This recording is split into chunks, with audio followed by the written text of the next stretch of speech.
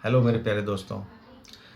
आज मैं आपके साथ एक और कहानी लेकर के आया हूँ। बहुत अच्छी कहानी मिली है, इसीलिए मैं आया हूँ। ये कहानी है बहुत पुरानी। एक था राजा, एक थी रानी।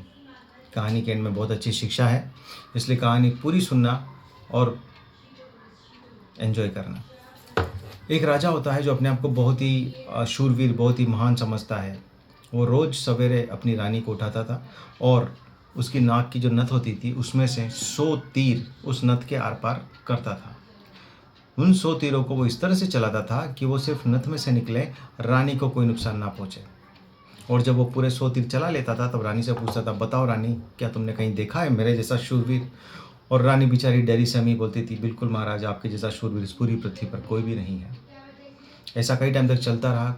रानी जो है, राजा को तो अच्छा लगता था, लेकिन रानी डरी रहती थी क्योंकि पता नहीं कब कौन सा तीर उसे लग जाए और उसकी मृत्यु हो जाए। तो उसको कुछ भी खाना पीना अच्छा नहीं लगता था और वो सूख के एकदम कांटे जैसी हो गई थी।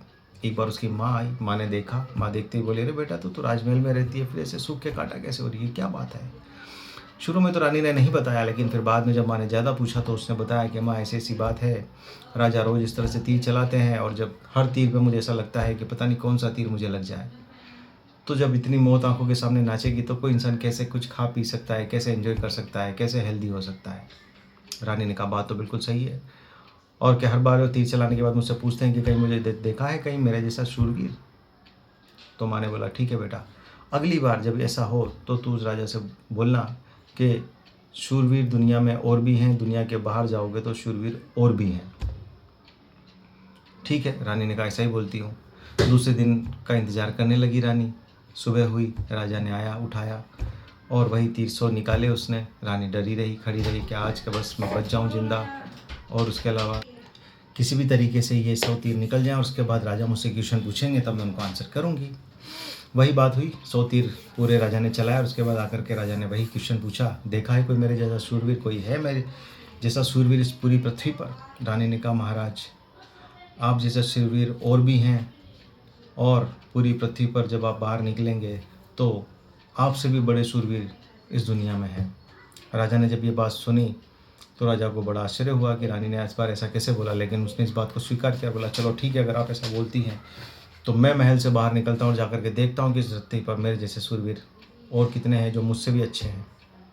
वो कुछ समय का सामान लेकर के, खाने पीने का, और अकेला ही अपने हथियारों के साथ, तीर बाण धनुष के साथ घोड़ा लेकर के निकल गया। रास्ते में थोड़े आगे चला था, उसने देखा कि एक आँख से काना, जिसे बोलते हैं, एक आँख से दिखाई देता है, एक आँख से नहीं दिखाई देता, उसे बोलते हैं काना। तो एक काना व्यक्ति जो है वो ऊपर आसमान में सूरज की तरफ कुछ देख रहा है, गौर से देखे जा रहा है, पलक देखे जा रहा है, मुस्कुरा रहा है, ताली बजा रहा है, खुश हो रहा है। राजा ने सोचा, या तो ये पागल है या क्या चक्कर है, ऐसे कैसे देख रहा है, इससे जाके मैं बात करता हूँ। उसने जाके देखा, जहाँ वो बैठा था वहीं जाकर के उसने देखा कि ये क्या देख रहा है ऊपर। उसे कुछ नहीं दिखाई दिया, सूरज की रोशनी और आसमान के अलावा कुछ नहीं दिखाई दिया। फिर उसने उससे पूछा, भाई तुम क्या देख रहे हो? उसने कहा, मैं राजा इंद्र के दरबार में नृत्यांगना का नृत्य देख रहा हूँ, मुझे दिखाई दे रहा है वो नृत्य। राजा ने कहा, ये पागल है, मुझे बेवकूफ़ बनाने की कोशिश कर रहा है, ऐसा कैसे हो सकता है? फिर उसने बोला कि तुम यहाँ क्या कर रहे हो? तो राजा ने बोला कि मैं यहाँ पे शूरवीर व्यक्ति को देखने आया हूँ, ऐसे शूरवीर व्यक्ति को जो मुझसे भी ज़्यादा शूरवीर हो, जिसके अंदर मुझसे भी ज़्यादा बड़ी कला हो। तो उसने कहा, अरे वाह, ये तो मुझे भी देखना है, चलो थोड़ी देर रुक जाओ। अप्सरा की नाचते नाचते एक पायल टूट गई है, जो टूटकर पृथ्वी पर गिरने ही वाली है और यहीं गिरेगी। तो बस वो लेकर के फिर मैं भी तुम्हारे साथ चलता हूँ, मैं भी देखता हूँ कि कौन शूरवीर होता है। राजा ने कहा, ये इतनी बड़ी बड़ी बातें फेंक रहा है, लेकिन देखा उसने थोड़ी देर में ही कि सच में एक पायल ऊपर से नीचे गिरी, और वो पायल सोने की थी।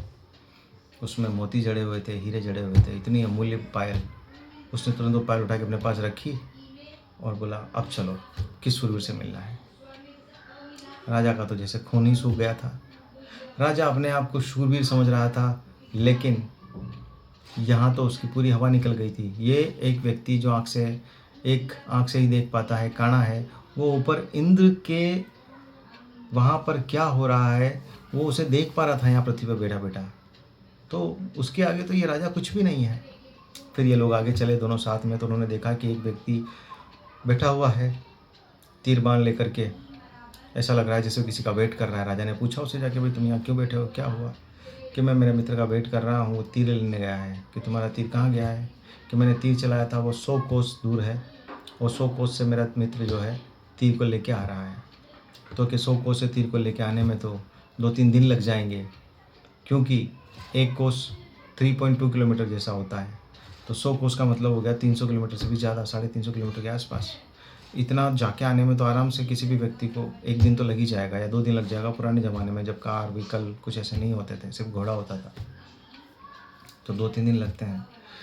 तो वो व्यक्ति बोला, नहीं महाराज, उसे सिर्फ आधा या 1 घंटा लगेगा। और तुरंत उसने देखा कि 1 घंटे में एक व्यक्ति, लंगड़ा व्यक्ति, उसके पास आ गया तीर लेकर के।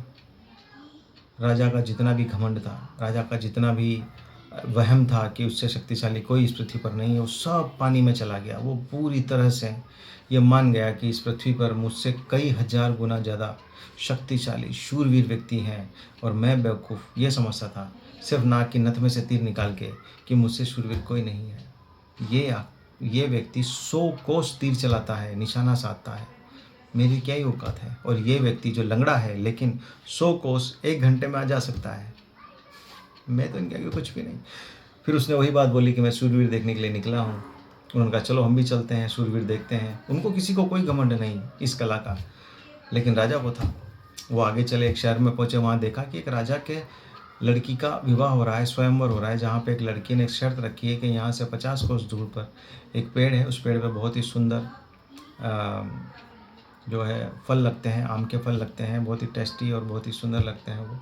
वो जो भी लेके आएगा 2 घंटे में, उसी से वो शादी करेगी। तो वहाँ पर लोगों में किसी की भी हिम्मत नहीं थी, क्योंकि 2 घंटे में जाके आना 50 कोस से लगभग 150 किलोमीटर जैसा होता है, पॉसिबल नहीं होता है, और बिना घोड़े के पैदल जाना है। तो जो काना व्यक्ति था उसने उसको स्वीकार किया और वो चल दिया। तुरंत ही वो वहाँ पहुँच गया, क्योंकि वो 100 कोस तो 1 घंटे में जा सकता था, तो 50 कोस तो उसके लिए आधे घंटे का काम था, और उसके पास पूरा 2 घंटा था। उसने आम तोड़ लिया आराम से, और वहाँ बहुत ठंडी हवा चल रही थी, तो सोचा यार अभी तो बहुत टाइम है, थोड़ा रेस्ट कर लेता हूँ। ठंडी हवा की वजह से नींद लग गई। 1 घंटा हो गया, वो नहीं आया। उसके मित्र को चिंता हुई, क्योंकि उसे पता था कि 1 घंटे में तो वो 100 कोस जाके आ जाता है। तो उसने एक जो काना व्यक्ति था उससे कहा कि तुम देखो क्या हुआ है, कहीं कुछ मुसीबत में तो नहीं है वो।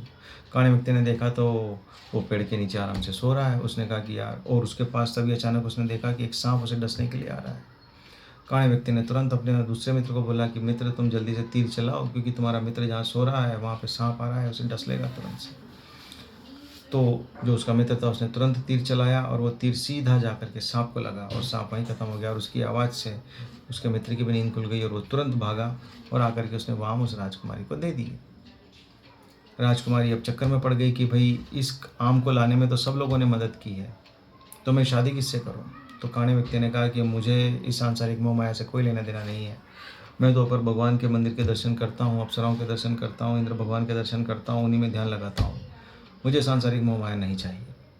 राजा ने बोला मैं ऑलरेडी शादीशुदा हूँ, मैंने इसमें कुछ योगदान भी नहीं किया है, तो मुझे इससे दूर रखो। और जिस व्यक्ति ने तीर चलाया था उसने कहा कि ये तीर मैंने सिर्फ अपने मित्र की जान बचाने के लिए चलाया था, लेने तो मेरा मित्र ही गया था, शर्त भी उसी ने रखी थी, इसलिए शादी जो है राजकुमारी की वो मेरे मित्र से ही होनी चाहिए। और इस प्रकार काने व्यक्ति की राजकुमारी से शादी हो जाती है। राजा उन सभी लोगों से विदा लेता है, हाथ जोड़ कर अपने राज्य में आता है, और राजकुमारी और जो उसकी रानी थी उसके सामने आकर के हाथ जोड़ करके झुक करके माफ़ी मांगता है कि हे महारानी, इतने समय तक जो मैंने आपको मानसिक प्रताड़ना दी और आपका सम्मान नहीं किया, उसके लिए मैं माफ़ी चाहता हूँ। मुझे पता चल गया है कि इस दुनिया में मुझसे भी ज़्यादा शूरवीर, मुझसे भी ज़्यादा ज्ञानी, मुझसे भी ज़्यादा बलवान लोग हैं, उनके आगे मैं कुछ भी नहीं हूँ। और मैं आपको वचन देता हूँ कि आगे से मैं आपका पूरा सम्मान करूँगा, और आपके साथ ऐसी कोई क्रिया नहीं करूँगा जिससे आपको असहज महसूस हो और आप दुखी हों। तो मित्रों, कहानी का शीर्षक ये है कि हमें कभी भी अपने आप पर घमंड नहीं करना चाहिए। हो सकता है कि हम कोई चीज़ बहुत अच्छी करते हैं, लेकिन अगर हम ये सोच लें कि सिर्फ हम ही अच्छी करते हैं, हमसे अच्छी कोई नहीं कर सकता, ये हमारी गलतफहमी होती है। क्योंकि इस पूरी दुनिया में जाने कितने लोग हैं जो जाने कितने काम हमसे भी बहुत अच्छे तरीके से करते हैं, जिसका हम 10% भी नहीं कर पाएंगे। इसलिए हमेशा ये सोचना चाहिए कि ये मैं बहुत अच्छा करता हूँ, लेकिन ज़रूरी नहीं कि मैं ही अच्छा करता हूँ, बहुत से और भी अच्छे करते होंगे। कभी भी अपनी किसी भी चीज़ का घमंड नहीं करना चाहिए। बच्चों को स्पेशली अपनी हैंड राइटिंग का घमंड नहीं करना चाहिए। अपनी लाइफ स्टाइल का घमंड नहीं करना चाहिए कि मैं बहुत पैसे वाला हूँ, मेरे पेरेंट्स बहुत पैसे वाले हैं। हो सकता है दूसरे बच्चों के पेरेंट्स आपसे भी, आपके पापा से भी ज़्यादा पैसे वाले हो, लेकिन वो घमंड ना करते हो। तो इसलिए अपने मित्रों के साथ कभी भी घमंड से बात नहीं करनी चाहिए, क्योंकि इससे आपकी दोस्ती कभी बनेगी नहीं, ना ही आप कभी दोस्त बना पाएंगे। कभी भी घमंड नहीं करना चाहिए। आज की कहानी का शीर्षक यही है। कैसी लगी लाइक करके मुझे बताना। कहानी लंबी हुई है, लेकिन बहुत अच्छी कहानी है। बहुत टाइम के बाद प्रेस करी थी, इसलिए थोड़ी लंबी कहानी बनाई है। चलो मिलते हैं अगली कहानी में बहुत जल्दी।